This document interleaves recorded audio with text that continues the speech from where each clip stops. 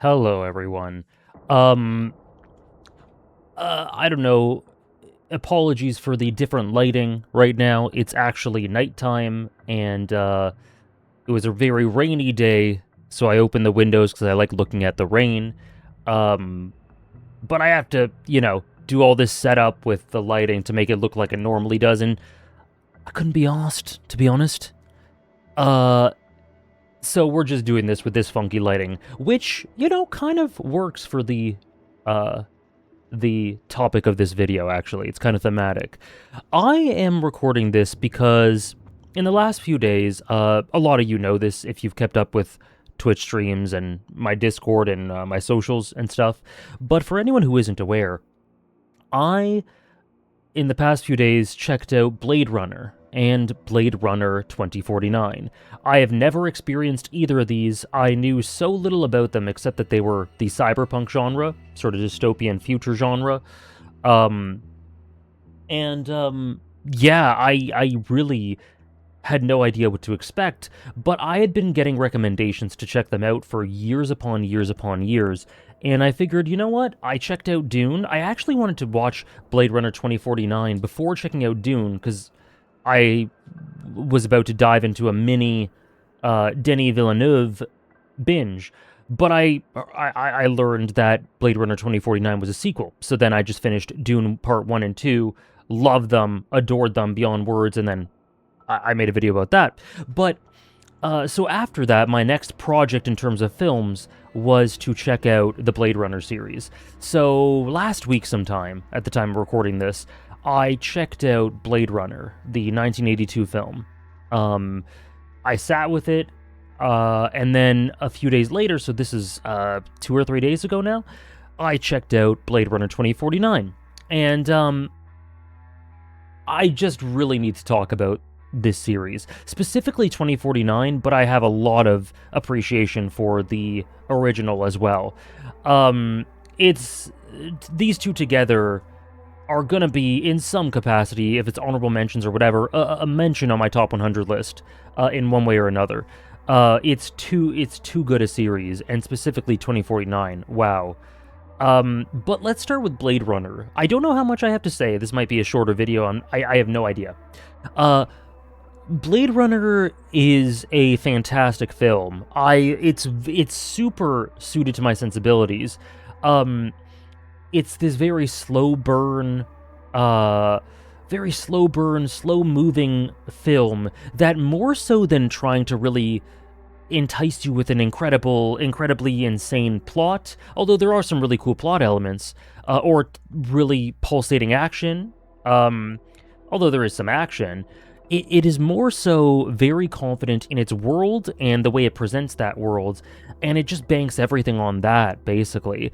And so it's a very slow-moving, slow burn, sort of setting mood piece. It's very dependent on vibes and aesthetics to really coax you in and immerse you. And I can understand why people with certain sensibilities might not enjoy that as much. My gosh, this lighting makes my nose so shiny. I'm so sorry. Don't know if I can do anything about that. I digress. I'd love to deal with my shiny nose. And I know that might not be a sort of thing that a lot of people enjoy. For me personally, I mean, you guys have been following this channel. You guys know what I like. So it should come as no surprise that something like that is super up my alley. I love imaginative, vibrant, and or immersive and or creative and rich settings. Blade Runner is absolutely one of those, and not only is it beautifully realized through world building details and the little bits of richness and whatever, because it is, but it's the visuals. This film, oh my gosh, the audio visuals, the soundtrack is incredible. There are lots of these sort of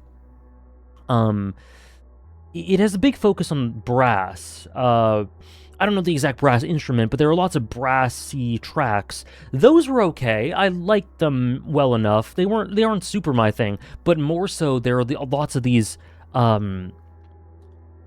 sort of, maybe it's East Asian inspired chanting tracks with this haunting chorus. and chants that is it's so haunting. It's so incredibly immersive, and it really, really sells the ominous nature of the setting and how horrifying it is. But it's the sort of thing. There's a haunting beauty to it. You almost can't look away, and that in combination with the visuals, man, I don't know what to say outside of the fact that this is one of the best looking films I've ever seen. In the conversation for the best looking film I've ever seen. It not only is incredible for the 80s, not to say films can't be visually beautiful, but you know what I mean. Considering the limited technology back then and the amount of creativity and, I guess, improvisation that had to go into finding solutions to present this setting, it's incredible. But not only that, if this came out today, it would still be just as impressive to me. It would still stand out head and shoulders above most of the crowd in 2026 if it came out today. The visuals are unbelievable. The storyboarding, the cinematography, the way that the world is its own character as portrayed through the cinematography. The colors, oh my god, the way it sets a mood, the rain, oh, the locales, it's just unbelievable. And I don't have much to say about the character work outside of the fact that I think Roy is quite incredible. I think he's okay. Like, he's okay for most of the film, but then right at the end, his Tears in the Rain speech and the complicated nuance and complexity behind allowing Deckard to live was so stunning to me, and really had me sitting there and being like, wow. Suddenly, at the end, for me, this character's been recontextualized, and he is amazing. He's amazing. And it really sort of drives home the take-home points of the setting. And yeah, that's, to me, Blade Runner. I think the main things I think of when I think of it is the incredible presentation, the incredible setting, and Roy, that final monologue and that final decision, and how he almost defied what the world said he was through showing this strange humanity, and the way he sort of quelled his loneliness, in a way, in doing so. It's such a complex moment, it's incredible. So Blade Runner, I was so glad I was finally able to see this absolute classic, this piece of history, almost 50 years old at this point, right? 44, 45, 44 years old? I was so glad to see it, and I really appreciated it. But while that movie I really liked, and is I did my top 50 backlog, or sorry, my top 50 letterboxed movies in a video a short while ago. In that sort of list, it would be in and among top 50 or so for me. It's great. It's amazing. Blade Runner 2049 is top 10 material. Maybe the more I sit with it, even higher. I think I have it right now as my 9th favorite movie of all time. It is roughly around there, more or less. It immediately upon finishing it, I'm just like, this is one of the best films I've ever seen. In terms of presentation, I like the soundtrack pretty much just as much as the original Blade Runner. In terms of the visuals, I think it looks just as good as the original Blade Runner in a sort of different way, but the storyboarding sells the setting so beautifully. You can really see a lot of continuity between the way that it's directed versus Dune. Like, you can see it's the same director, and I'm really becoming a bit of a big fan of Denis Villeneuve and all of his associated staff. It's so incredibly presented, and specifically, I love the snow. I love the snow. Anyone who knows anything about me knows that I dig snowy settings. I cannot get enough of them, regardless of what the tone is. And so there's a big lonely desolation as the wind goes in this cyberpunk setting that is a relic. It's become a relic. It's become abandoned by so many people, and the replicants left are hunting each other. And the humanities there is trying to defend a border, a wall that is so... How worth it is it to defend this? And I think they realize that. And so there's just an element of futility there. It's really, really quite stunning to me. And where so it has the mood, it has the cinematography and visuals, it has the audio that Blade Runner, the original Blade Runner has. It definitely carried the torch in that way. But in addition to it, whereas I didn't really care too much about the characters too much in the original Blade Runner, Rachel was cool, Deckard was cool, but they'd never really struck me outside of Roy. But in this movie, wow. Basically every character of note resonated with me. If I'm just looking at the cast here, even someone as minor as Freyza really resonated with me. Mariette, Wallace was really fascinating. This man who sort of resurrected Earth through this sort of really quite genius way of, I guess, industrializing self-sustainability, but then who has this incredibly twisted worldview about what replicants are. But beautifully played by Jared Leto. I think it's my favorite role I've ever seen him in. Fascinating character. And then there's the likes of Sapper, quite a minor character. Really enjoyed him. I actually kind of like Deckard better in this film than the original. As he's kind of reflecting on all that's happened and is just haggard and tired and hiding. Sorry. But then we're getting to some of the best characters in the film for me. I really enjoyed Robin Wright's Joshi, Lieutenant Joshi. I found she worked as a really interesting immoral barrier between equality, between the fundamental tenets of what formed the oppression that replicants suffer, but also being oddly sympathetic to them at the same time. There's a duality there that I found really enticing, and I really liked her role. I liked her relationship with K. Then there's also Love, who, wow, to me, Love was a beautiful, incredible foil to K. Really stunning. Beautifully acted, very similar to Kay in a lot of ways, and the way she would tear up upon doing these things that were she was beholden to, because it's her duty, because it's her programming, and because I think on some level she wants to appease her master, quote unquote, Wallace. But at the same time, there is an internal yearning to get out, to fight against that, and there's a complexity there. Is she doing this on the search? Did she try to search for the child? Sorry, I'm talking as if you're familiar with the plot. I'm assuming if you're listening to this, you are, because these are spoilers, and it assumes familiarity with the plot.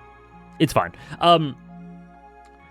The search for this child who has been born from a human woman, from a replicant woman, but a natural woman-born child, and the importance of that, and the way she does everything she can for that. Obviously she's doing it for Wallace because it's huge for him, but I also wonder if she's looking for the answer for this being the key to break down that wall and provide true equality in that way, that sort of hope, in the way that Freyza talked about. Maybe she was looking for it in that way, in addition to trying to fulfill Wallace's belief in her, or job, because I think the relationship there is not quite to that extent. There's a complexity there that I deeply loved. Beautiful. Pardon the pun. But I actually think and this is really interesting, because I didn't imagine that this would be the case. Because I think both characters, well, I think Kay comes into the story in a rather unassuming way. And I was kind of like, I don't know, this could be a character I really like, but it could also be a character I'm not a huge fan of. That's just fine. We'll see. And I ended up loving Kay. He's my favorite character in the film, and that wasn't super crazy surprising, but it could have gone either way from his introduction, I felt. But someone who I did not foresee being one of my favorite characters, my second favorite character in the film, is Joi. Joi is an unbelievably complex, interpretive character, whereas there are elements of her where she is beholden to the programming, to the umbrella of options within her programming, calling her quote unquote master or husband or partner, whatever, Joe, being whatever you need her to be, right? There's a shot from the movie where the advertisement for the Joy model is everything you want to hear. So it is her job to love the customer, to do everything exactly to what they want. So that's what she's doing with K. And so when he finds that out in the brilliant "you're just a normal Joe" scene, I think it's such a complex moment, because I wrote this out in my Discord when I was talking about it. I said, I keep thinking back to the "you look like a good Joe" scene, and the complexity of the moment, because obviously it's beautiful, but there's also a great amount of complexity to it. It's such a complex moment, as Kay is, who thought throughout the movie that I am this chosen one, maybe. I was born from a replicant. I am one of a kind. I am special, maybe. Who is coming to terms with the fact that he isn't, that wasn't him. And his identity's just gone through the ringer. And so when he realizes that his relationship with Joy was, to some extent, a large extent, a fabrication, that he was a victim of corporate manipulation, I think it's so interesting. Because on one hand, knowing that all the things about Joy that felt individualized and raw to Kay's relationship with her within the parameters of her programming makes him feel totally overpowered and controlled by corporate structures and insignificant beyond belief, as opposed to how he may have felt earlier that he was quote-unquote special, due to misinterpreting the nature of his birth as the first naturally conceived replicant. This is my message in my Discord, I'm just repeating it.